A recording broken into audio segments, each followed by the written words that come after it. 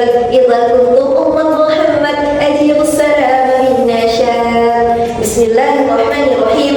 السلام عليكم ورحمة الله وبركاته. الحمد لله الذي جعل القلم والكتابة للقراءة والقراءة للمعرفة والمعرفة للعبادة والعبادة لله Ta'ala. Hadirin yang dirahmati Allah, pertama-tama marilah kita panjatkan puji dan syukur kehadirat Allah Subhanahu wa Ta'ala atas segala nikmat yang telah diberikan kepada kita, terutama nikmat iman, Islam, serta kesempatan hidup dalam keberagaman yang damai di tanah air tercinta. Salawat beriringkan salam selalu terlimpah curahkan kepada sang proklamator kemerdekaan yang terkenal dengan sistem dakwah, mengajak bukan mengejek, merangkul bukan memukul, mengkafahkan Islam bukan mengkafirkan yang sudah Islam. Sahabat dai, perkenalkan saya Fiana Isabila. Pada kesempatan yang penuh berkah ini, saya akan menyampaikan ceramah dengan tema wawasan kebangsaan yang berjudul Jembatan Emas Keberagaman untuk Keutuhan Bangsa. Hadirin hadirat rahimahumullah, Indonesia adalah negeri yang kaya akan keberagaman, baik suku, budaya maupun agamanya. Ini adalah karunia dari Allah Subhanahu wa Ta'ala yang harus kita jaga dan rawat dengan baik. Dalam Al-Quran, Allah Subhanahu wa Ta'ala berfirman, A'udzu billahi minasyaitonir rajim. Bismillahirrahmanirrahim. Ayyuhan nasu inna khalaqnakum min dzakarin wa untha wa ja'alnakum shu'uban wa qabaila lita'arafu. Inna akramakum indallahi atqakum. Innallaha alimun khabir.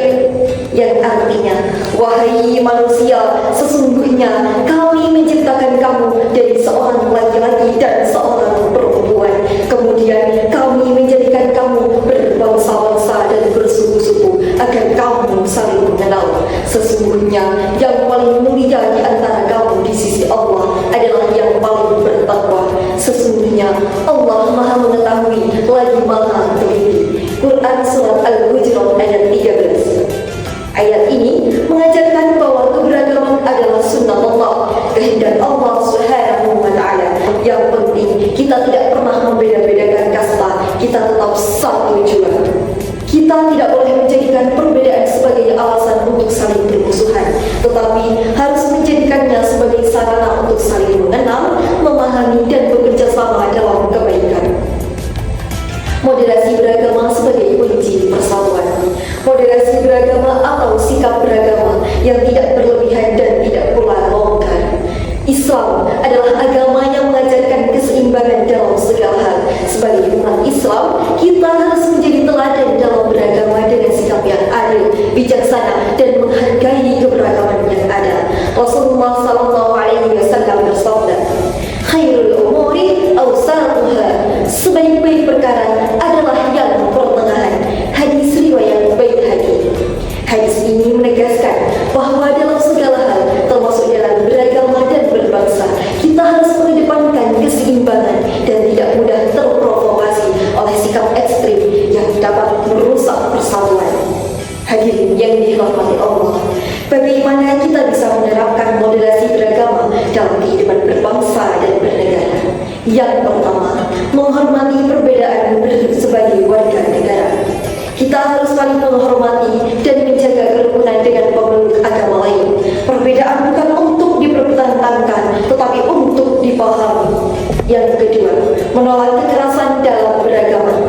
Islam adalah agama rahmatan lil alamin yang membawa rahmat bagi seluruh alam. Oleh karena itu, segala bentuk kekerasan, baik fisik maupun verbal, harus kita tolak. Yang ketiga, menjadi teladan dalam akhlak Rasulullah. Rasulullah SAW telah memberikan contoh bagaimana bersikap adil, santun, dan bijaksana dalam menghadapi keberagaman. Hadirin yang dirahmati Allah, moderasi beragama adalah kunci untuk menjaga keutuhan di tengah-tengah keberagaman. Dengan memahami dan mengamalkan nilai-nilai moderasi, kita dapat hidup damai dan harmonis dalam masyarakat yang majemuk.